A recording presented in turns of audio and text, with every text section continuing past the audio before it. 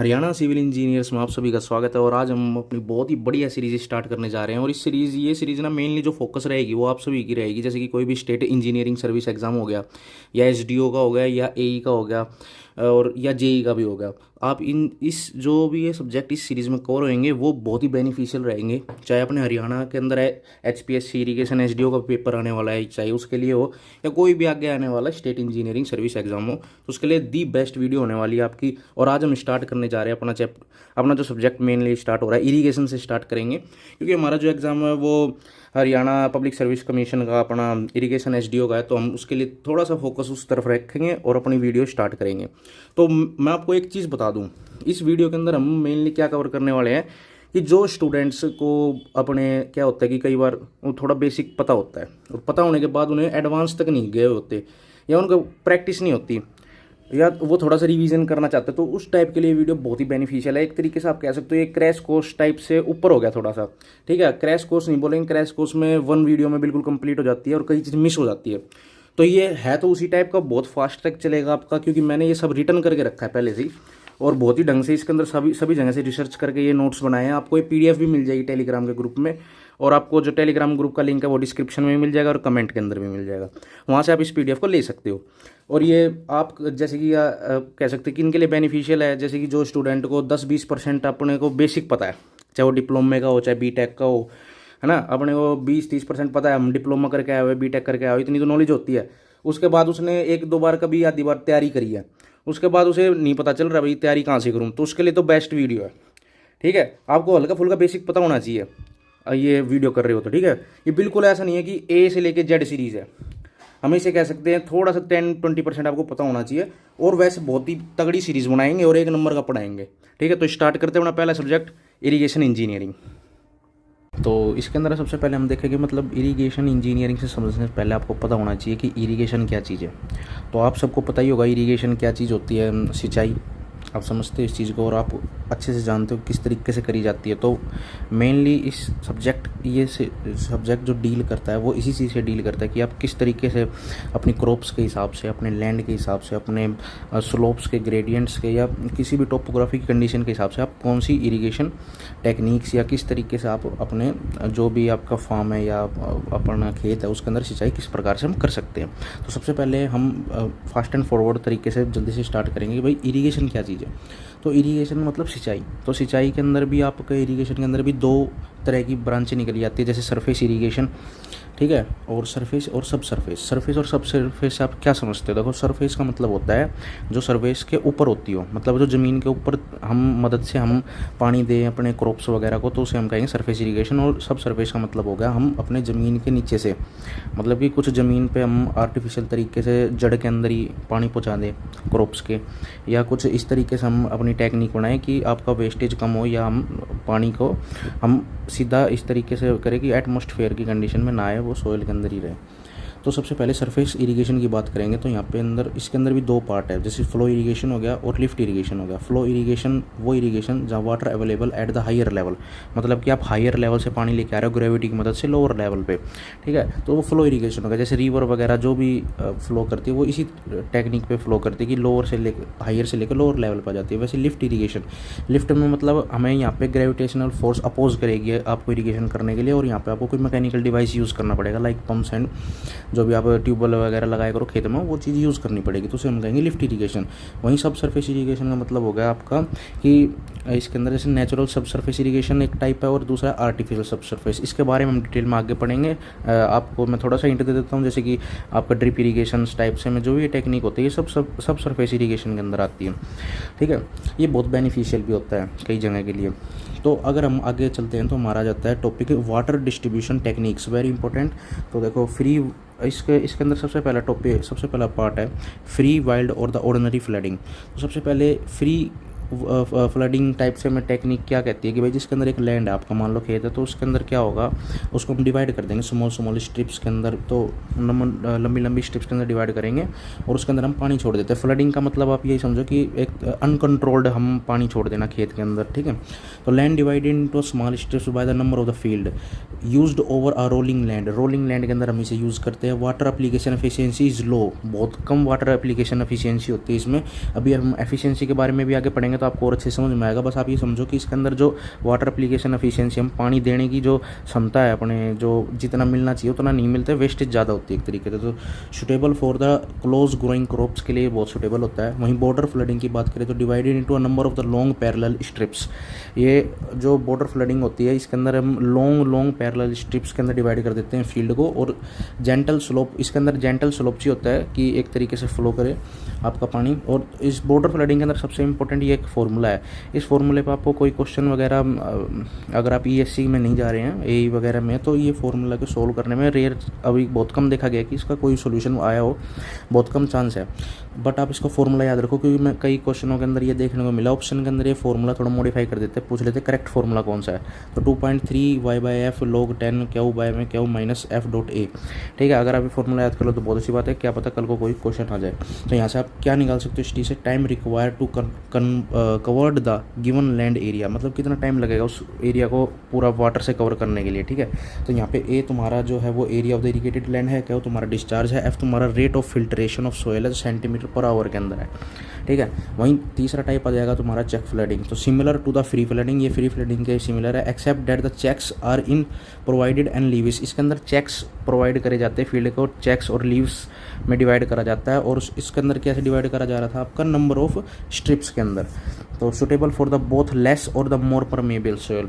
तो check flooding के अंदर ये दोनों, लेस परमेबल भी और मोर परमेबल टाइप की जो सोयल है। परमेबल अगर आप समझ पा रहे हो तो परमेबल का मतलब होता है पानी, सोयल के अंदर से पानी फ्लो करने की क्षमता को हम परमेबिलिटी कहते हैं।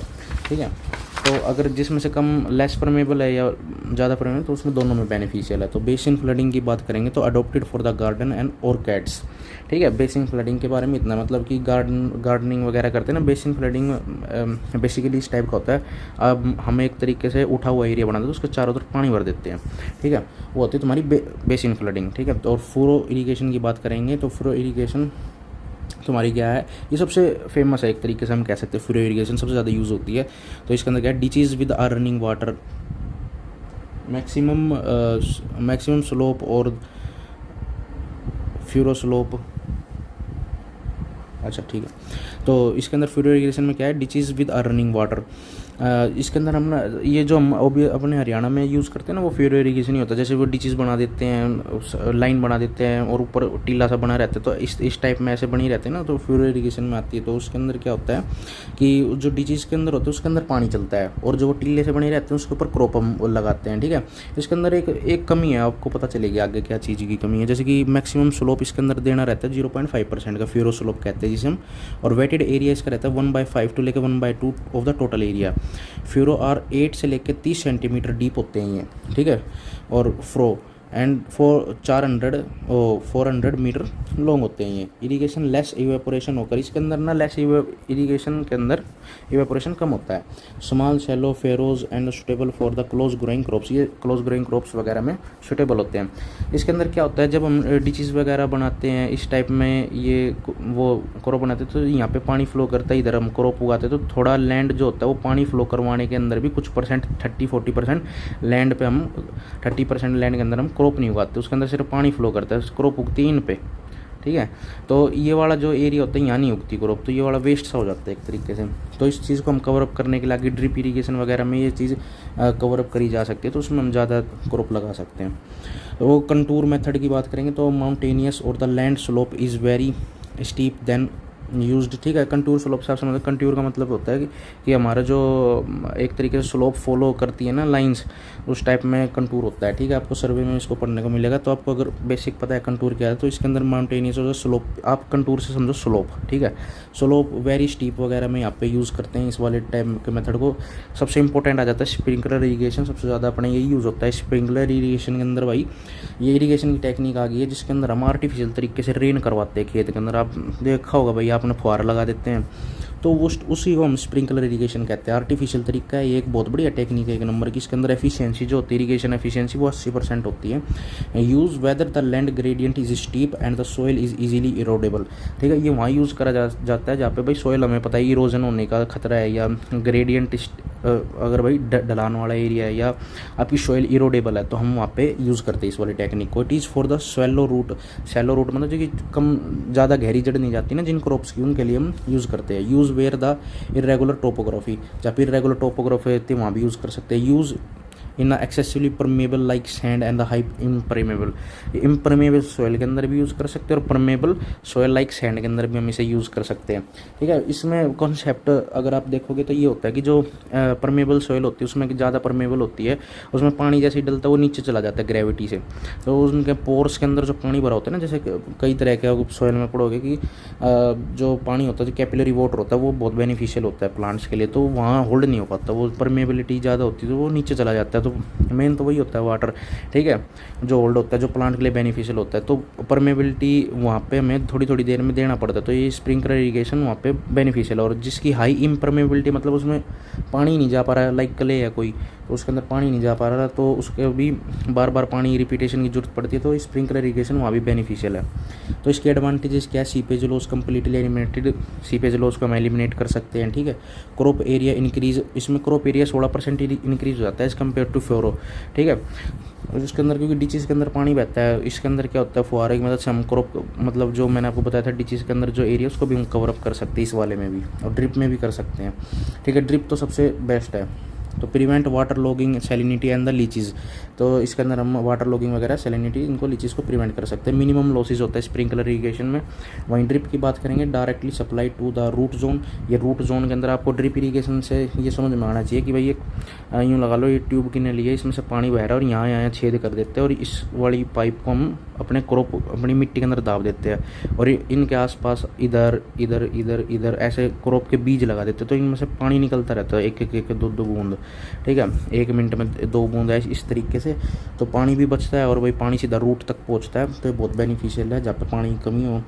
ठीक है, तो ये इरिगेशन एफिशिएंसी इसलिए इसकी सबसे ज़्यादा है 90%। इसमें मिनिमम लॉस होता है, सबसे ज़्यादा मिनिमम इसी में होता है। तो crop can be grown successfully over a saline land, तो सैलाइन लैंड पे भी हम इससे क्रॉपिंग कर सकते हैं।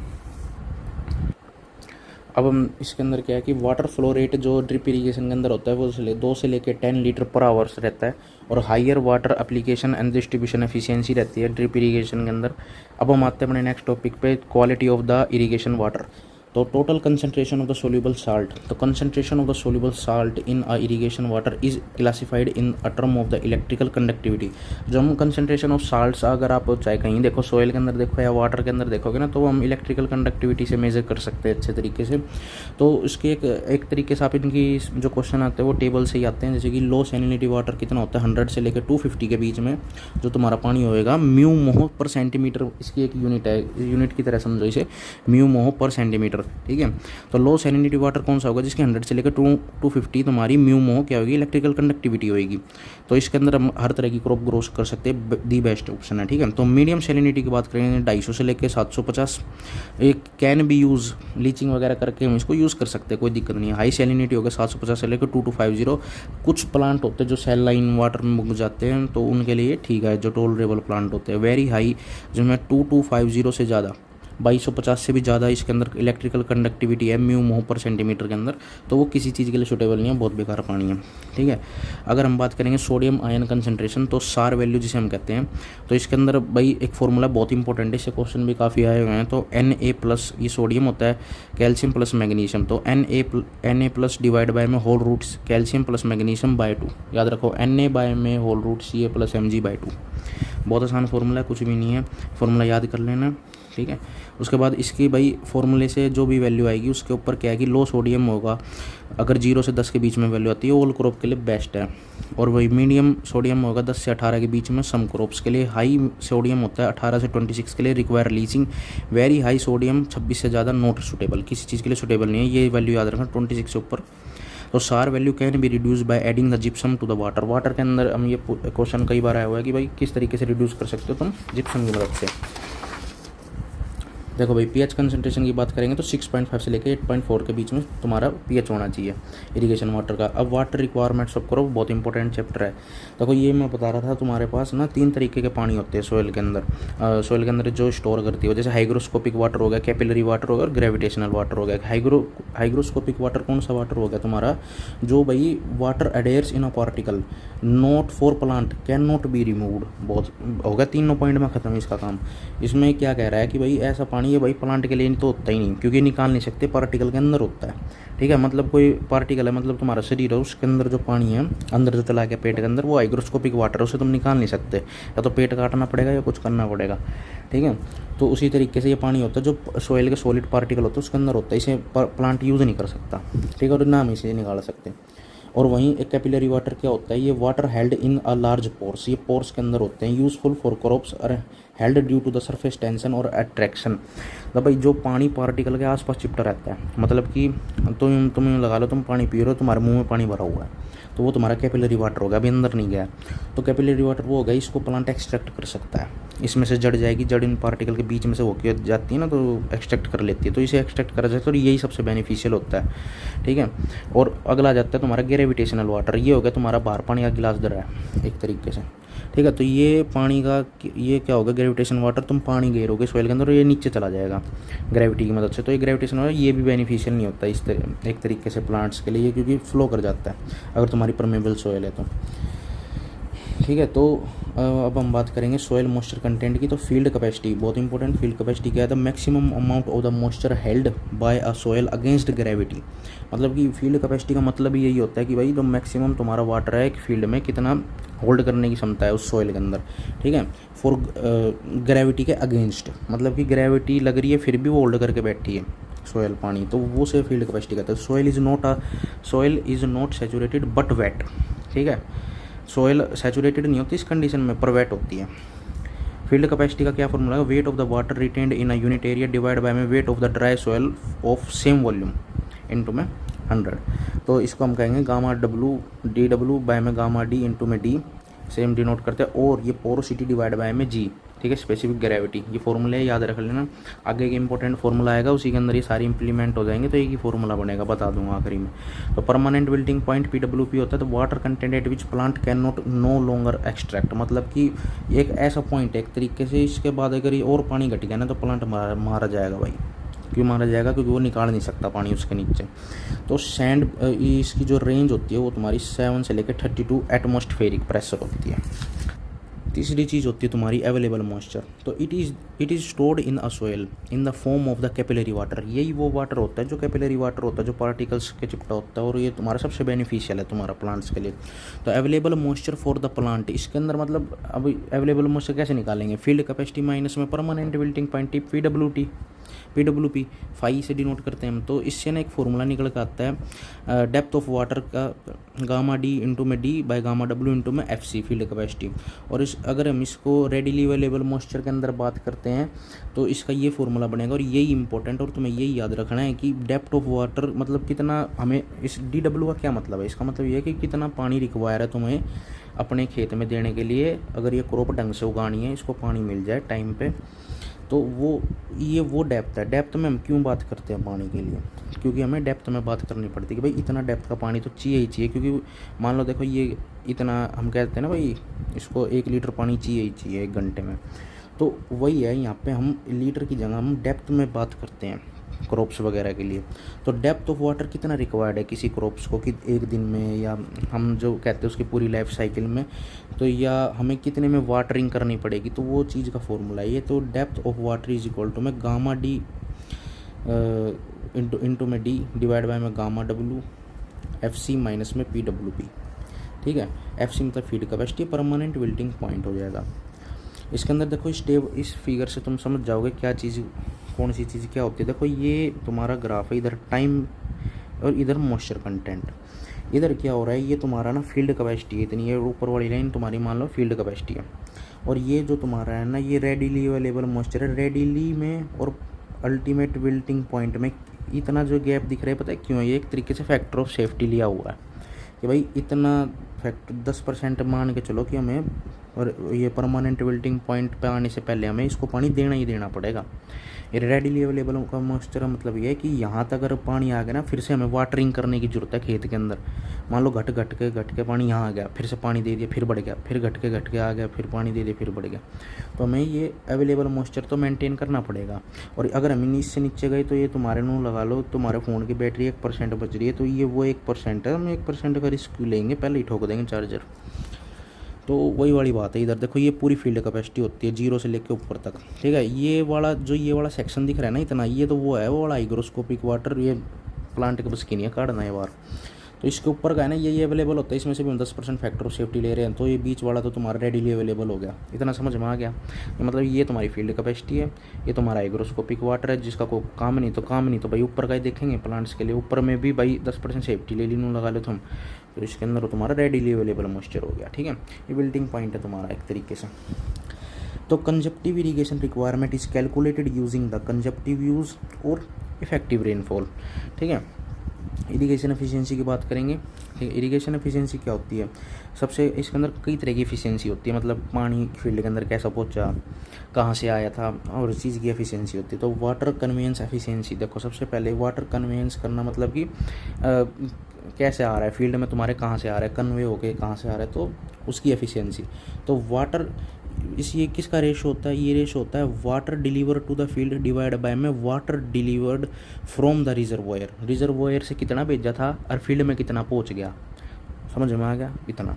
और वाटर एप्लीकेशन एफिशिएंसी होती है water stored in root zone divide by में वाटर फील्ड के अंदर कितना आया था। मतलब कि सीधी सी बात है, ये वाली एफिशिएंसी क्या होएगी कि तुम्हारी जड़ के अंदर कितना पानी पहुंचा और तुमने दिया कितना था खेत के अंदर, ठीक है। बिल्कुल ईजी है, तुम इसको समझ के करोगे तो इसका कोई याद करने की भी जरूरत नहीं है। तो वाटर यूज़ एफिशिएंसी की बात करेंगे तो वाटर यूज़ एफिशिएंसी क्या होता है तुम्हारा? Water WU water use consumptively divide by में वाटर इन फील्ड, ठीक है। मतलब कितना यूज़ करा गया है प्लांट क्रॉप के द्वारा और हमने कितना छोड़ा था फील्ड के अंदर, तो कितना यूज़ करा, तुम नाम से समझ जाओगे कि यूज़ का मतलब कितना यूज़ करा गया। वाटर स्टोरेज एफिशिएंसी से तुम समझ जाओगे कि एक्चुअल स्टोर्ड कितना हुआ है रूट जोन के अंदर। ये वही रूट जोन है जो अवेलेबल हमने अभी ग्राफ के अंदर देखा था। ये मतलब इसमें हमने देखो दिया तो इतना होगा पानी, इसमें हुआ इतना स्टोर होगा। तो वही चीज़ है ये कि भाई वाटर स्टोर कितना हुआ, तो कितना स्टोर हुआ और कितना तुमने WU मतलब कितना भेजा था, ठीक है। वाटर डिस्ट्रीब्यूशन एफिशिएंसी की बात करेंगे, इसका फॉर्मूला तुम देख सकते हो, ये इतना नहीं आता है।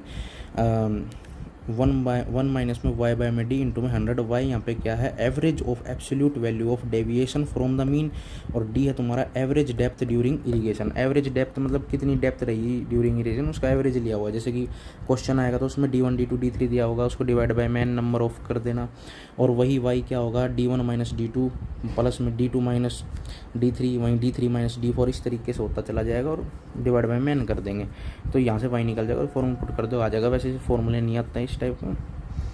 तो कंजप्टिव यूज एफिशिएंसी क्या होती है कि तुम्हारा इसके अंदर होता है water used by plant consumptively divide by में net amount of water depleted from the root zone. मतलब कि कितना रूट जोन से डिप्लीट हो चुका है, ठीक है, पानी, तो उनका रेशो क्या कहलाएगा तुम्हारा? कंजप्टिव यूज एफिशिएंसी। अब हम देखते हैं फ्रीक्वेंसी ऑफ इरिगेशन। ये इस पे भी क्वेश्चन आते हैं भाई फ्रीक्वेंसी कितनी होगी, मतलब तुम्हें कितने दिन बाद पानी देना है खेत में, वो चीज़ निकालने का तरीका है।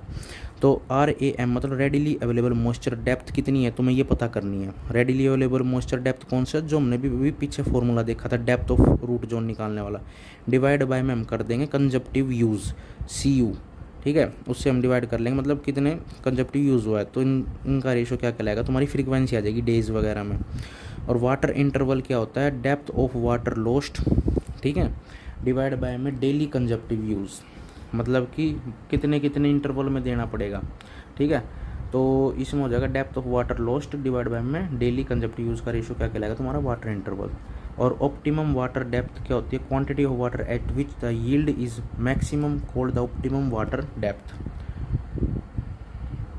अब आ जाते हैं हम इरिगेशन रिक्वायरमेंट ऑफ क्रॉप्स। जिन लोगों को थोड़ा सा डाउट है कंजप्टिव यूज़ में, देखो यहाँ समझो, यहाँ अच्छे तरीके से बताया हुआ है कि total amount of water used by the plant in transpiration and evaporation, मतलब उसकी फुल ग्रोथ में मतलब के दौरान या उसको वाटरिंग के दौरान आपका कितना पानी, टोटली कितना पानी लगा, उसे हम कंजप्टिव यूज़ कहते हैं। चाहे वो ट्रांसपिरेशन में लगाओ या इवेपोरेशन में उड़ गया हो पानी, तो वो कंजप्टिव यूज़ होता है। तो कंजप्टिव इरिगेशन रिक्वायरमेंट की बात करेंगे, CIR, इसका फॉर्मूला होता है CU माइनस में RE। CU मतलब कंजप्टिव यूज माइनस में इफेक्टिव रेनफॉल, मतलब कि रेनफॉल को माइनस कर देंगे तो हमें ये पता लग जाएगा भाई इतना पानी देना है। रेन मतलब चाहिए 100 था, रेनफॉल होगी 40, मतलब हमें 60 और की इरिगेशन करने की ज़रूरत है, तो वो CIR होगी।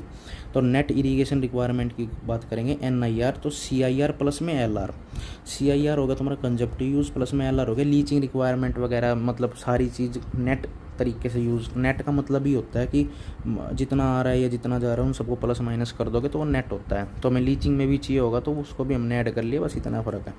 तो फील्ड इरीगेशन रिक्वायरमेंट, मतलब फील्ड में कितना इरीगेशन रिक्वायर होगा, तो NIR डिवाइड बाय में एफिशिएंसी कर देंगे एप्लीकेशन, क्योंकि हर चीज़ की एक एफिशिएंसी होती है, ठीक है। 100% कोई सी चीज़ की नहीं होती। एप्लीकेशन एफिशिएंसी का मतलब रिजर्वोयर से पानी आ रहा था, भेजा तो 100 था, पहुँचा 80, तो 80% होगी तुम्हारी एफिशिएंसी एक तरीके से।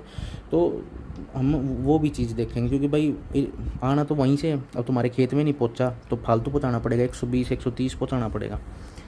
तो यहाँ से हमें एक ये चीज़ पता चलती है। तो इसमें ग्रेटर कौन सा होता है, GIR, फिर FIR, फिर NIR, फिर CIR, ठीक है। ग्रॉस इरिगेशन रिक्वायरमेंट और फील्ड इरिगेशन रिक्वायरमेंट और नेट इरिगेशन रिक्वायरमेंट और कंजप्टिव इरिगेशन रिक्वायरमेंट।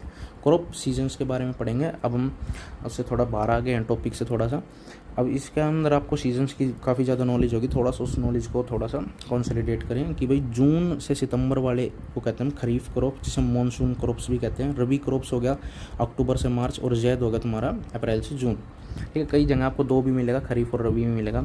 तो यहाँ से एक चीज़, एक ट्रिक याद रखो, खरीफ आ जाए ना, देखो R से मतलब राइस, पर रबी के अंदर राइस नहीं होते, वीट होता है। R से राइस नहीं होगा, वीट होगा, याद रखना। तो रबी से में वीट आएंगे और खरीफ के अंदर राइस आ जाएंगे। तो बस यही है, मेन यही डिफरेंस होता है। वीट और राइस में वो रबी होती है, खरीफ होती है। तो याद रखना, रबी राइस नहीं होगा, वीट ही होगा।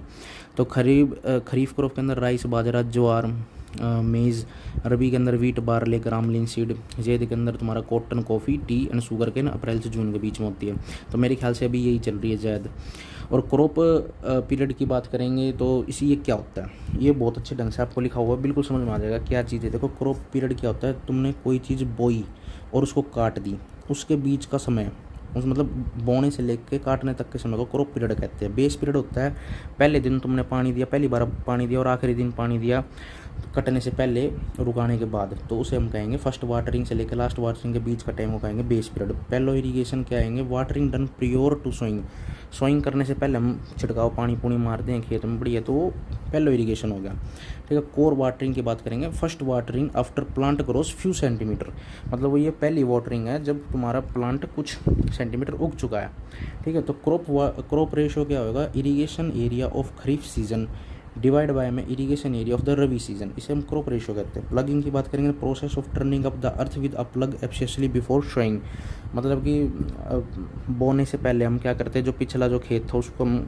वो कर देते हैं, प्लग कर देते हैं, मतलब उसको हल जोत देते हैं, तो उसको हम प्लगिंग कहते हैं, ठीक है। मतलब नीचे की सॉइल ऊपर आ जाती है, ऊपर की नीचे चली जाती है।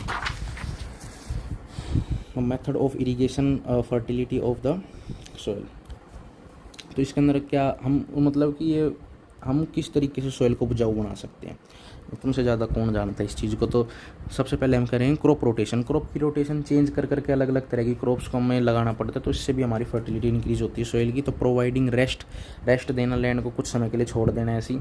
Bye using manures and fertiliser, manures वगैरह यूज़ करना, खाद वगैरह। और मिक्सड क्रॉपिंग, मतलब कि मिक्स क्रॉपिंग करना, जैसे आलू, बैंगन, घिया, गोभी, कीड़े काड़े जो भी है इकट्ठे लगा दोगे, तो इस तरीके से हर तरह का न्यूट्रिशन सॉइल में मेंटेन रहेगा। ये नहीं बार बार एक ही क्रॉप लगा रहे हैं, ठीक है, क्योंकि हर क्रॉप एक अलग तरीके का मिनरल्स एब्जॉर्ब करती है सॉइल से, तो ऐसा ना हो किसी एक चीज़ में डिफेक्ट हो जाए सॉइल। तो by controlling the weeds and the soil erosions, ठीक है। कोर डेप्थ क्या होती है, तो मतलब कोर डेप्थ हमें पता है, तो उसके रेंज होती है कुछ जैसे राइस के लिए होती है 19 सेंटीमीटर, वीट के लिए होती है 13.5 सेंटीमीटर, शुगर केन की होती है 16 सेंटीमीटर, मतलब इतना डेप्थ ऑफ पानी चाहिए। और ड्यूटी की बात करेंगे, ड्यूटी क्या होता है, द नंबर ऑफ द, ये इंपॉर्टेंट टॉपिक आ रहा है, इसको ध्यान से सुनना, the number of the hectare of the land irrigated for the full growth of the crop by supply of the 1 metre cube per second, by supply of इतना ये पानी का डिस्चार्ज हो गया, मतलब कितने पानी में तुमने कितना लैंड तुमने वो कर दिया, इरीगेट कर दिया, ये ड्यूटी है तुम्हारी। तो फैक्टर्स क्या क्या ड्यूटी को अफेक्ट करते हैं, जैसे क्लाइमेट हो गया, किस तरह का क्लाइमेट है, सॉइल किस तरह की है, क्रॉप किस तरह की है, एफिशिएंसी क्या है कल्टीवेशन मेथड की, या यूज़फुल रेनफॉल किस तरह कितनी होती है वहाँ। डेल्टा का मतलब होता है this is the depth of the water required for a crop during the entire period of the crop, मतलब कि कितना पानी चाहिए पूरे क्रॉप को ग्रोथ करने में, उसे हम डेल्टा कहते हैं। सेंटीमीटर में होता है, ऑब्वियस सी बात है, हम क्योंकि प्लांट की बात कर रहे हैं, यहाँ लीटर में बात नहीं करेंगे। तो रिलेशनशिप बहुत इंपॉर्टेंट है इनकी रिलेशनशिप, जैसे कि डेल्टा इज इक्वल टू में 8.64 B/D मीटर में, अगर ये सेंटीमीटर में ही आपको सारी चीज़ दी हुई है तो आप इसको सीधा सेंटीमीटर में रख सकते हैं। डेल्टा इज इक्वल टू में 364 B/D सेंटीमीटर में, बी यहाँ पे बेस पीरियड, डी तुम्हारी ड्यूटी हेक्टेयर पर क्यूबिक में होगा, ठीक है। अगर सेंटीमीटर में चाहिए तो 684 लग जाएगा, मीटर में 8.64 लगेगा, बस इतना फ़र्क है। राइस के लिए क्या रहेगी तुम्हारी, राइस के लिए डेल्टा रहेगा 120, वीट के लिए तुम्हारा 40, शुगर केन के लिए 120, तंबाकू के लिए 75, ये तीन तो जरूर याद कर लेना। 120 सबसे ज़्यादा राइस का ही होता है और शुगर केन का होता है, फिर वीट का 40 होता है। अब हम देखते हैं कि मिनिमम ड्यूटी क्या होती है, मतलब कि सबसे मिनिमम ड्यूटी कहाँ पे होती है, तो वो होती है तुम्हारी हेड रेगुलेटर्स पे और रिवर के आउटलेट पे, जहाँ से पानी तुम्हारा कैनाल वगैरह में एंटर करता है ना, जैसे रिवर जा रही है उसमें से हम कैनाल बनाते हैं छोटी छोटी, तो उस कैनाल के रेगुलेटर पे मतलब गेट पे एंट्री के टाइम, तो वहाँ पे सबसे मिनिमम ड्यूटी होती है, मैक्सिमम तुम्हारी फील्ड के अंदर होती है ड्यूटी, ठीक है। ये कई बार आ जाता है, बहुत बार भी आया हुआ है, मैक्सिमम कहाँ होती है मिनिमम कहाँ होती है, मैक्सिमम फील्ड पे, मिनिमम तुम्हारा हेड रेगुलेटर्स या रिवर के आउटलेट पे। आउटलेट डिस्चार्ज क्या होता है, तो duty at the head regulator, मतलब कि आउटलेट मतलब जहाँ से एंट्री कर रहा था कैनाल में पानी या रिवर से आउट हो रहा था, वहाँ पे क्या डिस्चार्ज था उसी को कहेंगे। तो एरिया डिवाइड में आउटलेट फैक्टर, इसका एक फॉर्मूला है छोटा सा। तो मुल्चिंग क्या होता है, the process of spreading of an external material on the soil to increase the infiltration and the reduce the evaporation और इनफिल्ट्रेशन को रोकने के लिए हम ऊपर से कुछ मटेरियल गिर देते हैं, उसे हम मुल्चिंग कहते हैं, ठीक है। आज के लिए इतना ही, मिलते हैं नेक्स्ट वीडियो में, क्योंकि अगर आपको ऐसा लग रहा है ये वीडियो बहुत जल्दी ख़त्म हो गई तो ऐसा कुछ भी नहीं है, आप इसको 2-3 बार रिवाइज़ करें, क्योंकि मैंने इसको पहले से ही रिटर्न कर लिया था। अगर मैं आपको यही रिटर्न करके बताता तो ये वीडियो 2 घंटे की बन जाती, तो इससे बहुत टाइम सेविंग होता है। अगर टाइम बढ़ाना हो तो वेरियस कोचिंग वाले क्या करते हैं, आपको हैंड रिटर्न्स करवाएंगे, यही चीज़ आपकी 2-3 घंटे की बन जाती, तो इसमें से आपको बहुत ज़्यादा गेन हुआ। और मेरे को लगता है इसमें इरीगेशन आपकी लगभग 50% यहाँ कंप्लीट हो चुकी है इरीगेशन इसी में, क्योंकि सबसे मेन टॉपिक है, सबसे ज़्यादा क्वेश्चन ही यहीं से आते हैं। अगर आप JEE या SDO की नज़र से देखोगे ना, तो आपको बहुत अच्छा टॉपिक कवर हो चुका है इरीगेशन का, और आप आगे की वीडियो ज़रूर देखना, आपकी इरीगेशन बिल्कुल कंप्लीट हो जाएगी।